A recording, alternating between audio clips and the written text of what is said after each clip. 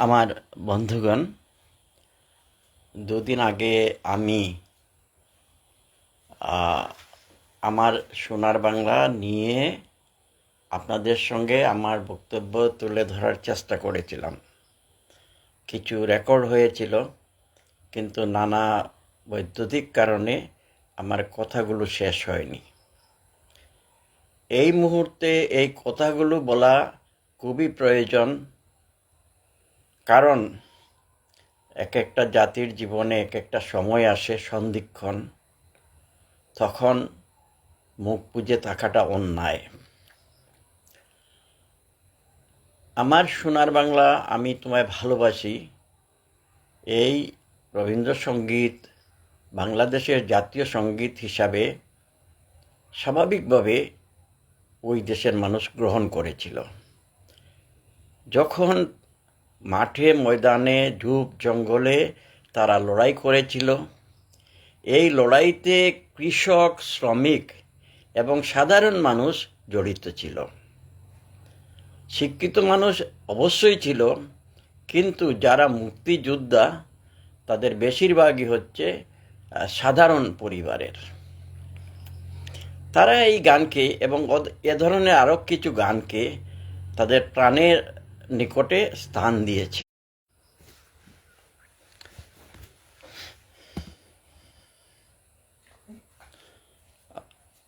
সংযোগ বিচ্ছিন্ন হওয়ার জন্য দুঃখিত। তো এই যে বাংলাদেশ, সেখানে রবীন্দ্রনাথকে নিয়ে অতীতে অনেক রাজনীতি হয়েছে।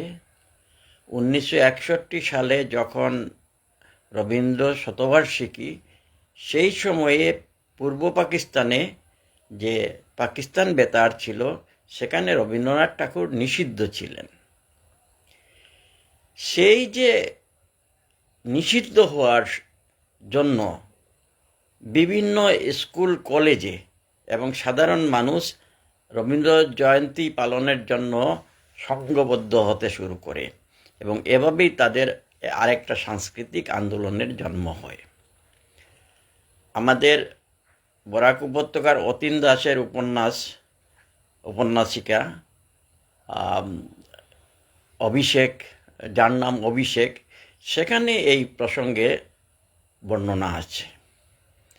আমার বলার অর্থ হলো যে রবীন্দ্রনাথকে নিয়ে বাংলাদেশ নামক ভূখণ্ডে রাজনীতি নতুন কিছু নয়। কিন্তু যে জিনিসটা আমাকে অবাক করেছে সেটা হলো যে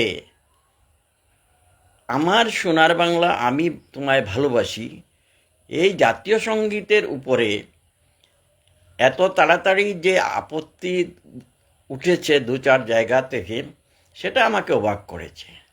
কারণ এখানে আপত্তি করার কোনো আপাত দৃষ্টে কোনো সুযোগ ছিল না। তবুও কিছু পণ্ডিত মানুষ, তাদের ভাষায় তারা পণ্ডিত, তারা এসে বলছে যে এই গানটা গগন হর করার সুর নিয়ে ইত্যাদি ইত্যাদি, মানে একটার পর একটা খুঁত খুঁজে বার করা। এখানে মজার একটা কথা বলা প্রয়োজন।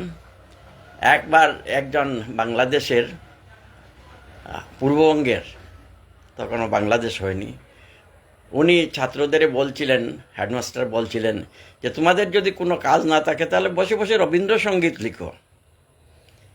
অর্থাৎ রবীন্দ্রসঙ্গীত পূর্ব বাংলায় বিভিন্ন সময়ে বিভিন্নভাবে এসেছে, এবং স্বয়ং রবীন্দ্রনাথ ঠাকুরও শিলাইদহে অনেক মাস রয়েছেন। প্রকৃতি পর্যায়ের যে গানগুলো, সেগুলো পূর্ববঙ্গের প্রকৃতি তাকে বেশি আলোড়িত করেছিলাম। আজ যেভাবে আমার সোনার বাংলাকে নিয়ে বাংলাদেশের আবালবৃদ্ধ বনিতা সমবেতভাবে এই গানটা পরিবেশন করছেন, এটা হচ্ছে তাদের আরেকটা সাংস্কৃতিক লড়াইয়ের দিক, এবং আশা করি এই লড়াইটা তারা চালিয়ে যাবে। কিন্তু রবীন্দ্রনাথ ঠাকুরকে গুলাম মুর্শিদ, অনেক বড় পণ্ডিত, যিনি 1000 বছরের বাঙালি সংস্কৃতি নামক গ্রন্থ লিখে গেছেন এবং গত 22 আগস্ট পরলোকগত হয়েছেন। তিনি 1000 বছরের বাঙালি সংস্কৃতির সবচেয়ে বড় যে ঘটক, তা রবীন্দ্রনাথ ঠাকুর হিসাবে তিনি অভিহিত করেছেন। তিনি মরে গেছেন, আজকের পরিবেশ দেখার তার দুর্ভাগ্য হয়নি। এটা তার জন্য মঙ্গলদায়ক। এখানে বলা প্রয়োজন যে বিবিসি একবার জনমত যাচাই করেছিল 2002 সালে যে শ্রেষ্ঠ বাঙালিকে। সেখানে বেশিরভাগ ভোটার ছিলেন পূর্ববঙ্গের, বাংলাদেশের, এবং সেই জনমত যাচাইয়ে শেখ মুজিবুর রহমানকে 1000 বছরের শ্রেষ্ঠ বাঙালি হিসাবে প্রথম হিসাবে নির্ধারণ করা হয়েছিল এবং রবীন্দ্রনাথ ঠাকুর দ্বিতীয় স্থানে ছিলেন। শেখ মুজিবুর রহমান একটা জাতিকে উদ্বুদ্ধ করেছিলেন এবং তার একটা ফল একটা স্বাধীন রাষ্ট্রের, এজন্যই বেশিরভাগ মানুষ তাকে শ্রেষ্ঠ বাঙালি হিসাবে ভোট করেছিল। আমরাও সেই ভোটে অংশ নিয়েছিলাম। পূর্ববঙ্গ, পশ্চিমবঙ্গ এবং যেখানে যেখানে বাঙালি শ্রোতারা ছিলেন তারা অংশ নিয়েছিলেন। বাঙালির যত মেধা সবাই সেখানে নাম এসেছে কম বেশ, অতীশ দীপঙ্কর থেকে শুরু করে রবীন্দ্রনাথ ঠাকুর পর্যন্ত। আমার বলার অর্থ হচ্ছে যে রবীন্দ্রনাথ ঠাকুর আমাদের অত্যন্ত প্রিয় লেখক। তিনি পূর্ববঙ্গের কিংবা পশ্চিমবঙ্গের, তিনি হিন্দু কিংবা মুসলমান, তিনি পৌত্তলিক কিংবা ব্রাহ্ম, এসব আমাদের বিবেচ্য নয়। আমাদের বিবেচ্য হলো তিনি আমাদের মনের কথা, আমাদের প্রকৃতির কথা, আমাদের সংস্কৃতির কথা লিখে এই গানটা লিখেছেন। তিনি আমাদের বলে যাননি যে তার গানকে আমরা জাতীয় সঙ্গীত হিসাবে বাংলাদেশের মানুষ নেবে এবং তার অন্য একটা গানকে ভারত জাতীয় সঙ্গীত হিসাবে নেবে। বৃহত্তর স্বার্থে একটা ম্যাচিওর জাতি অনেক প্রশ্নকেই এড়িয়ে যায়।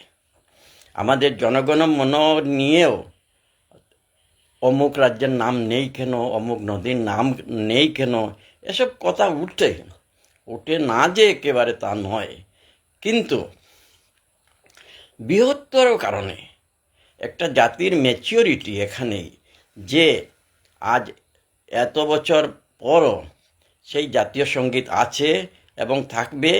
ভারতের যে মানুষ তারা জনগণমনকেই তাদের জাতীয় সঙ্গীত হিসাবে নিয়েছে, অথচ বাংলাদেশে এ ধরনের প্রশ্ন যে উঠেছে, এত সুন্দর একটা গান, এত সুন্দর একটা প্রকৃতি, মাটিকে ভালোবাসা, স্বদেশকে ভালোবাসা, তা নিয়ে যে প্রশ্ন যারা তুলেছে তারা যথেষ্ট করে ফেলেছে।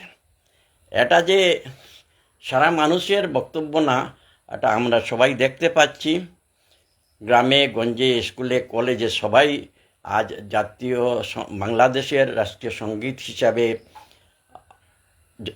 আমার সোনার বাংলা আমি তোমায় ভালোবাসি সেটা গাইছেন এবং এই গানের মধ্য দিয়েই তারা দেখিয়ে দিচ্ছেন যে তাদের সংখ্যা অনেক অনেক অনেক বেশি।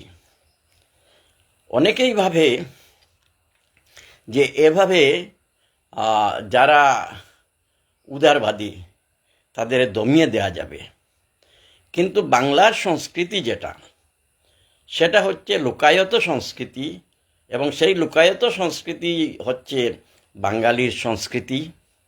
এ ব্যাপারে কারো সন্দেহ থাকা উচিত না, এই ব্যাপারে সন্দেহ রাখাও উচিত না। বাঙালি যেভাবে 1971 সালে এক হয়ে তার জাতিসত্তা ঘোষণা করেছিল। আমাদের বিশ্বাস আগামী দিনেও একইভাবে বাংলাদেশের মানুষ তার যে জাতীয় সত্তা সেটা তুলে ধরবে। এবং ৭১ সালে যে লড়াই হয়েছিল, যেখানে হিন্দু মুসলমান গরিব ধনী সবাই মিলে যুদ্ধ করেছিল, যেটা ৭১-এর চেতনা, মুক্তিযুদ্ধের চেতনা, সেই চেতনা যুগে যুগে বেঁচে থাকবে। আমরা এই কথাগুলো বলছি কারণ আমরা নিজেরা বাংলাদেশের এই যে ৭১-এর লড়াইটা দেখেছি, কি অসহায়ভাবে মানুষ ৯ মাস যুদ্ধ করে গেছে। এবং তখনও ভারত এবং রাশিয়া ছাড়া আর কেউ এই বাংলাদেশের মুক্তিযুদ্ধকে সমর্থন করেনি। কোনো আরব দেশ করেনি, কোনো মুসলিম দেশ করেনি। আমেরিকা তার বিরোধিতা করেছে, চীন তার বিরোধিতা করেছে। অথচ একটা ন্যায্য দাবি, সেই দাবিকে তখন সমর্থন করেনি। এগুলো আমাদের চর্চা করা উচিত। বাঙালি সংস্কৃতির মূল কথাগুলো,